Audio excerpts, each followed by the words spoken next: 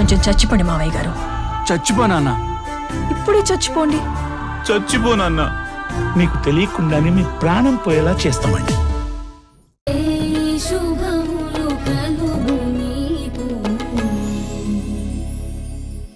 ఆ మాత్రం పెంపకానికి మళ్ళీ ఆ రూల్స్ రాసి బోర్డు మీద ప్రింట్ చేయించి చేతులు చాచి స్కూల్ పిల్లలతో ప్లెడ్జ్ చేయించినట్టు ఆ రూల్స్ చదివించడం.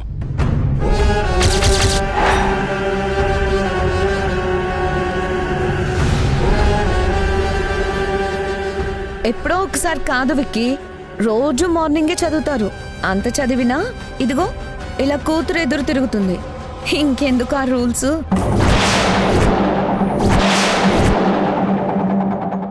మీరు పని చేయండి, ఇంటికెళ్ళి ఆ 6 రూల్స్ తీసి పక్కన పడేసి 7వ రూల్ రాసి పెట్టండి.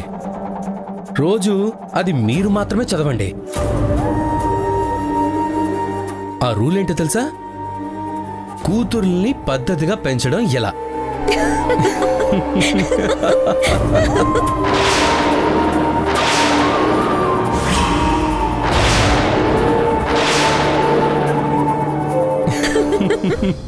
ఆపండి ఆపండి. హాసిని మా ఇంట్లో ఉన్నప్పుడు ఎప్పుడు మా అమ్మని ఇలా ఎదిరించిందే లేదు. ఎప్పుడు మా మాట దాటేదే కాదు. ఇక్కడికొచ్చాకే తను ఇలా మాట్లాడుతుంది.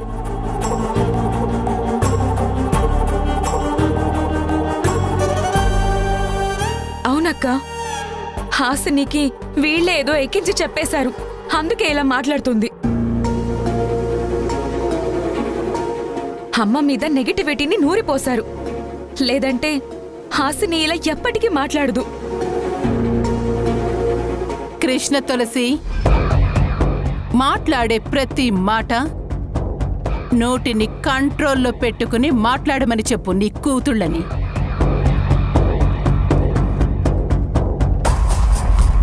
నీ చిన్న కూతురు ఈ ఇంటికొచ్చినప్పటి నుంచి ఒక్క రోజు కూడా ఈ ఇంటి మనిషిలా ప్రవర్తించలేదు.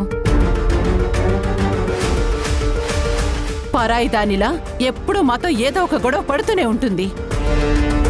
అలాంటి మనిషికి మేమేం చెప్పగలం? ఒక్క విషయం, మీరిక్కడికి 16 రోజుల పండగ చేయాలనొచ్చారు. చెయ్యగలిగితే అది చేసుకుని వెళ్ళండి.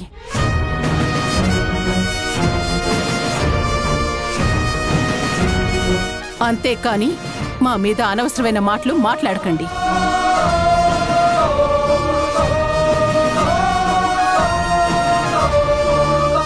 అమ్మా ఆగమ్మా, ఎక్కడికి?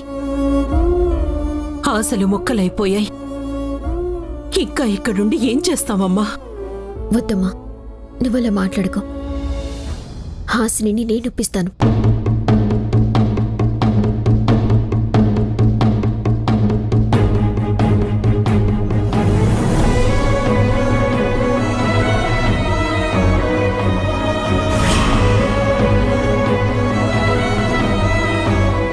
హాసిని,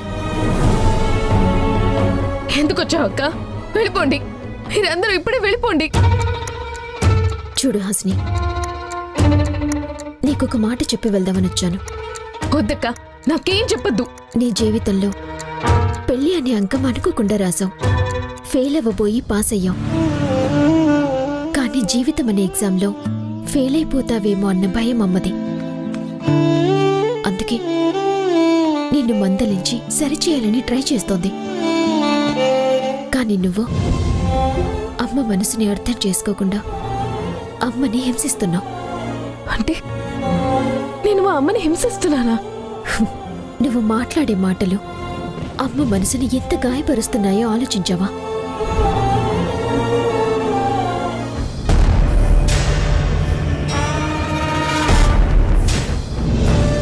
ఇరవై ఏళ్లుగా ఎంతో శ్రమపడి నియమాలతో పెంచిన పెంపకాన్ని అరుంధతి గారు అవహేళన చేస్తున్నారు.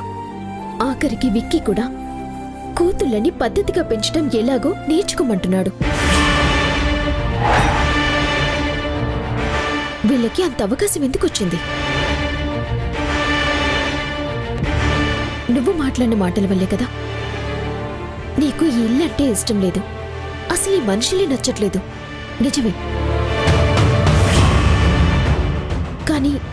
రోజు తప్పుగా కనిపించింది రేపు ఒప్పుగా అనిపించొచ్చు. ఒక మాట చెప్పనా,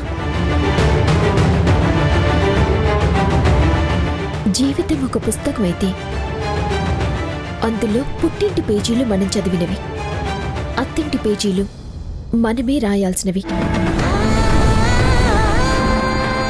ఆ రాతలు ఎప్పుడు సర్దుకుపోతేనే బావుంటాయి. అమ్మ గౌరవాన్ని కాపాడాలి అనుకుంటే ఈ కార్యక్రమం జరగనివ్వు, వద్దంటే మేం వెళ్ళిపోతాం.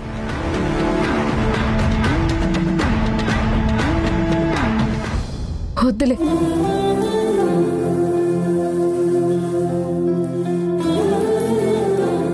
నా కోసం ఎవరి గౌరవాన్ని చంపుకోవద్దు. నలిగిపోతే నేనే నలిగిపోతాను. ఎవరి గౌరవాన్ని వాళ్ళు కాపాడుకోండి. వెళ్ళు, నేనే పండుగ చేయించుకుంటానని చెప్పు. వెళ్ళు. అసలు ఒప్పుకోదాం అనుకుంటే చాలా ఈజీగా ఒప్పించేసిందే.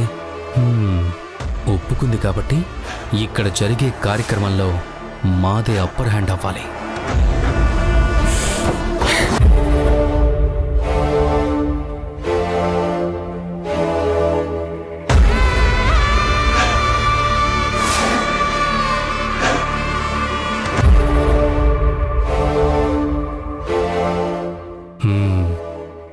చెప్తాను.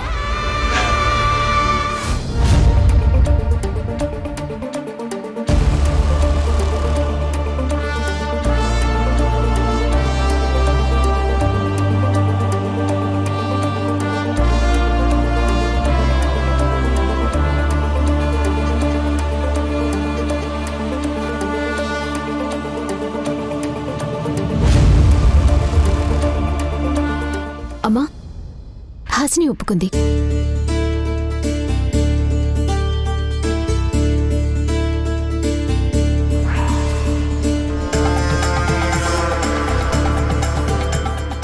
ఒప్పుకుందా? ఒప్పుకుందమ్మా. అది చిన్నపిల్లమ్మా, ఆకతాయితనం ఇంకా పోలేదు. నేనే సర్ది చెప్పాను. పోనీలే కృష్ణమ్మ, ఈ కార్యక్రమం సజావుగా సాగితే అంతే చాలు.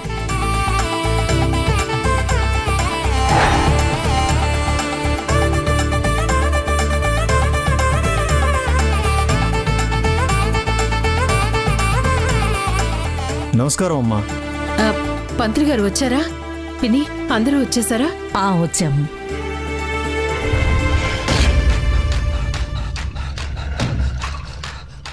అమ్మా, నేను శేఖర్ వాళ్ళకి ఫోన్ చేసి వాళ్ళని కూడా రమ్మంటాను.